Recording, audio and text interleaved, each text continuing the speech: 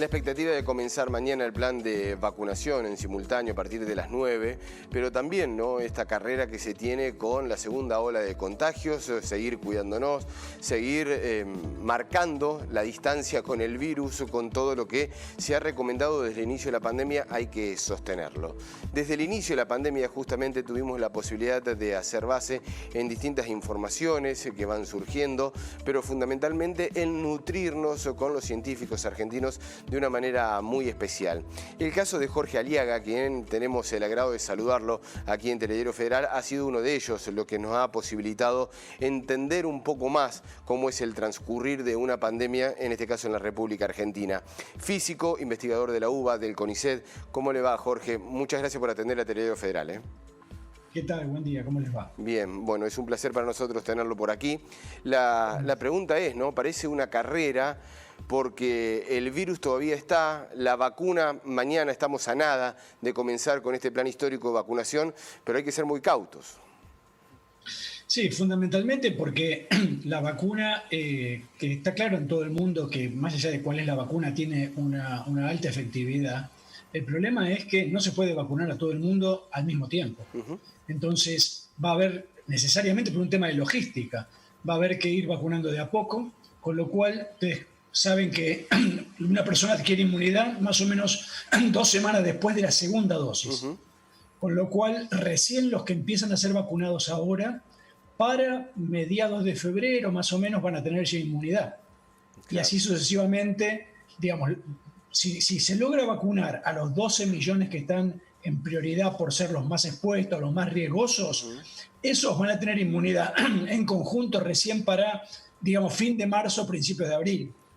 Entonces, hasta ese momento tenemos que aprovechar que con el clima más cálido uno está más al exterior y está menos en situación de contagios para lograr bajar los casos sustancialmente. Si nosotros no logramos llegar a febrero o marzo con muy pocos casos, muy pocos serían menos de 500 por día, va a ser complicado aún con vacuna.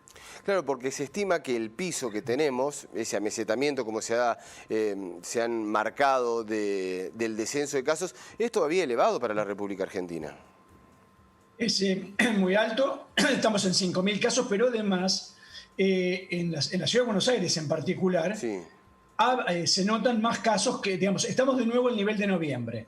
Claro. Es decir, se había caído mucho a fin de noviembre y ahora hubo un rebrote muy grande. Yo creo en todas las edades, pero fundamentalmente en los de 20 y 30 años. Claro. Y eso está claro que es un relajamiento, se ha aprovechado el fin de año para hacer más reuniones, para salir más. Un poco también la idea de que hay una vacuna genera esa percepción de que ya no hay riesgo.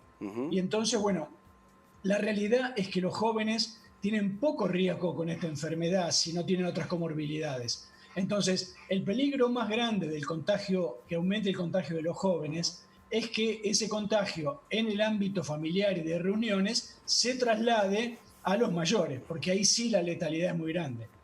Le pregunto como miembro de un científico argentino, como miembro allí del CONICET, ¿qué siente cuando se habla tanto de la vacuna y con tanta liviandad en algunos casos, ¿no? Sobre la ciencia, sobre las vacunas, muy ideologizada, con la política en el medio? Me parece que se hace un enorme daño a la gente, se le genera dudas, porque además hay una realidad. A ver, se nos cortó Jorge Aliaga. Más común que conocemos. Sí, discúlpame, Jorge, que se cortó justo. ¿La que tiene? Sí, Jorge, discúlpame, se nos cortó justo el audio. Decías que genera mucha duda este tipo de declaraciones. Sí, no, quiero decir, sí, la gaseosa más común que conocemos. ¿Sabemos cuál es la fórmula? No. No, y la tomamos. Sí. Quiero decir, si hay un organismo que dice que hay algo que tiene la certificación correcta como para ser consumido, confiamos en lo que dice ese organismo. Y eso lo hacemos con los alimentos, con las bebidas y lo hacemos también con los medicamentos, no solo con estas vacunas.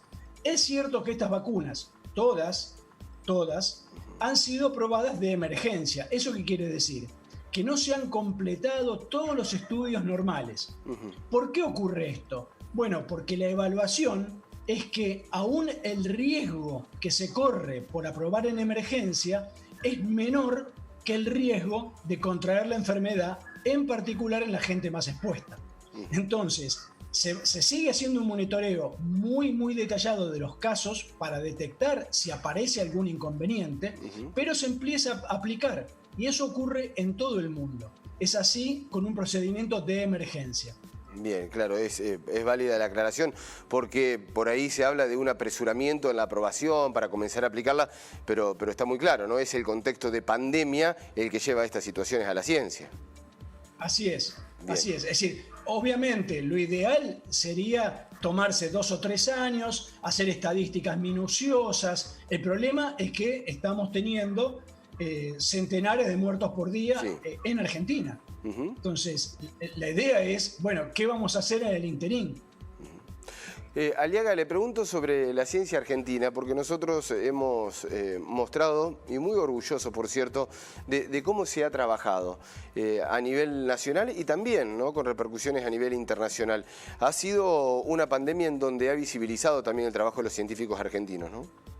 Sí, sin duda. La ciencia ha demostrado otra vez que cuando se la convoca, cuando hay un objetivo claro, algo a resolver, pone, se dedica a eso, deja lo que está haciendo, pone la prioridad en esto, y a pesar de que obviamente nadie estaba experto en COVID, porque de hecho no existía, se adecúa, algunos estaban más cerca, otros nada que ver con lo que estaban haciendo, pero las herramientas que manejaban les permitían readecuarse y hacer un aporte.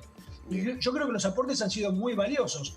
Ha habido centenares de proyectos aprobados con financiamiento que han permitido de todo. No solamente medicamentos, no solamente mejores tratamientos, equipos, producción de equipos en Argentina, de respiradores, de barbijos, sin montones de soluciones de software, por ejemplo, para mejorar la distribución de camas en hospitales, es decir, montones de soluciones que generó la ciencia y la tecnología argentina. Aliaga, con respecto a los distintos laboratorios, ¿hay confianza en todas las vacunas? Lo mismo, y parece que es recurrente la pregunta, ¿no? Pero algunas tienen un poquito más de marketing, más de lobby de laboratorio, más prensa que otras, ¿no? Sí, bueno, que atrás la industria farmacéutica mueve intereses económicos, eso lo sabemos desde siempre, digamos. Por eso yo decía, hay estándares para hacer estudios, esos estudios tienen que cumplir ciertos requisitos. Se supone que el ANMAT, cuando aprueba una reglamentación, le pide a los laboratorios la documentación de esos estudios. Desde ya, como en toda actividad, cualquiera puede mentir y en todo caso se corre el riesgo, si una empresa o un Estado falsea datos, eso en ciencia puede ocurrir. Pasa también fuera de la pandemia. Claro. Es decir, somos personas y las personas pueden cometer delitos, digamos, mentir, falsear datos. Pero se supone que hay controles, que hay un seguimiento de la información y se trata de controlar que eso no ocurra. Por otro lado, hasta ahora, lo que se ha ido aplicando en distintos lugares del mundo, han encontrado, digamos, han pasado los estudios necesarios. Hay mucha gente ya vacunada que ha adquirido inmunidad. Algunos casos en particulares relacionados con alergias, con reacciones anafilácticas, bueno, se han detectado, se han documentado, por eso hay ciertos resguardos para ciertos tipos de personas que tengan cierto tipo de reacciones ante ciertos medicamentos. Bueno, eso se va siguiendo en función del avance de la aplicación. Jorge Aliaga, físico, investigador de la UBA y científico del CONICET, muchísimas gracias también por dar claridad, por dar información en esta época en donde la pandemia también nos enseñó eso, ¿no? Hay muchas voces disonantes que tal vez se generan muchísimas dudas, lo cual crea mucho daño también en la sociedad. Así es, muchas gracias. No, por favor, gracias a usted y que tenga unas felices fiestas. Igualmente. Hasta luego.